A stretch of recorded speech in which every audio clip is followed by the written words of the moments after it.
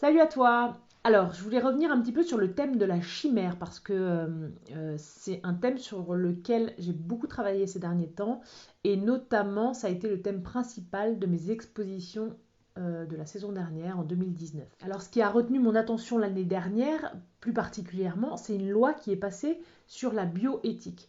Et donc, du coup, l'Assemblée nationale a autorisé la création d'embryons chimériques. Alors un embryon chimérique, c'est un embryon qui mélangerait des ADN d'animaux et d'humains, ou d'animaux entre eux. Alors évidemment, on n'en a pas tellement entendu parler, mais ça attise forcément les fantasmes et les peurs et l'excitation scientifique. C'est en partie pour cette raison que j'ai pris la décision de travailler sur ce thème-là tout au long de l'année dernière.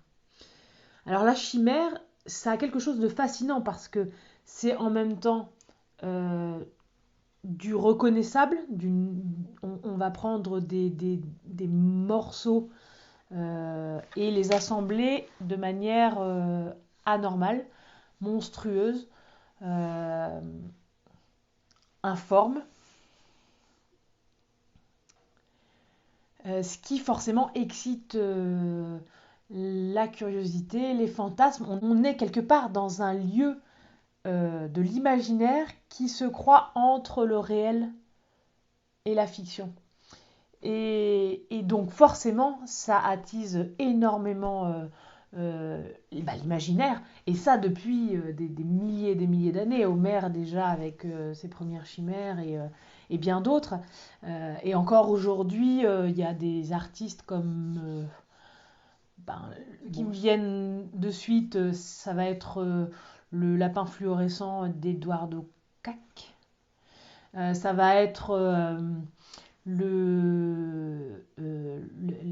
les protagonistes de art orienté objet qui s'injectent du sang de cheval pour voir jusqu'à quel moment le centaure pardon, va être réalisable dans le réel. C'est un thème qui est présent autant dans l'art antique que dans l'art du médiéval, que dans l'art moderne et contemporain, et qui aujourd'hui, avec cette loi sur la possibilité de créer des chimères vraiment dans le réel, il y a quelque chose de complètement fou qui se met en place et qui est vraiment euh, qui questionne en tout cas sur le rapport de la science au réel, à l'imaginaire et au symbolique, aux mots et à tout ce qui peut dériver de tout ça, quoi. Alors les œuvres que j'ai pu faire l'année dernière, ça va être des œuvres, tiens j'en ai quelques-unes là.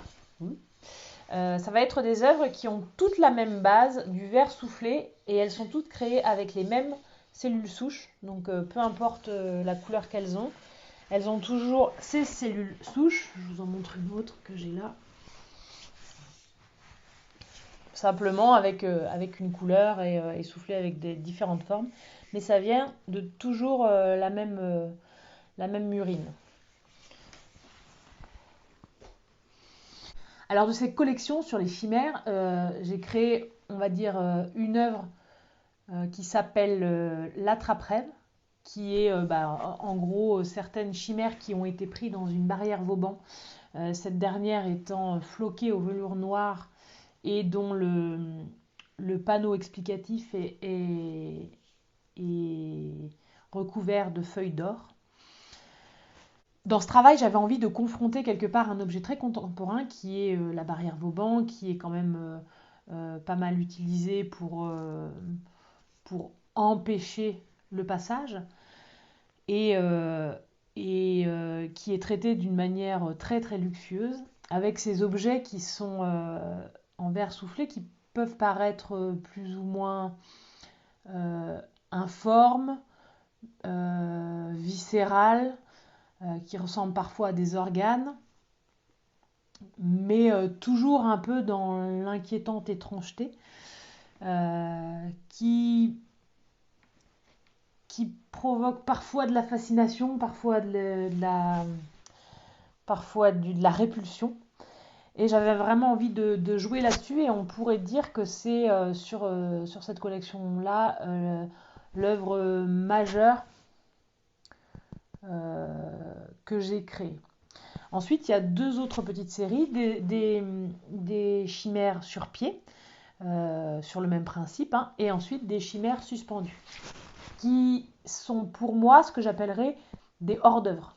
Peut-être que je ferai une vidéo un peu là-dessus, sur les différences que je fais entre les œuvres et les hors-d'œuvre. Et c'est très personnel quand même. Et, et pourquoi les deux aspects du travail artistique sont importants pour moi. Voilà pour la chimère. J'ai lu, tiens, il y a 2-3 jours, qu'il se pourrait bien que le coronavirus, le Covid-19, soit une chimère entre deux virus proches. Donc voilà, on est en plein dedans, hein, c'est quelque part le fantasme et le fantasme et l'imaginaire qui vient s'incruster dans notre réel, dans notre quotidien et dans notre vécu, et qui nous empêche de bouger. Non, finalement, faut vraiment que je vous montre des images de la pièce La Traprelle. Bon, à bientôt. Ciao.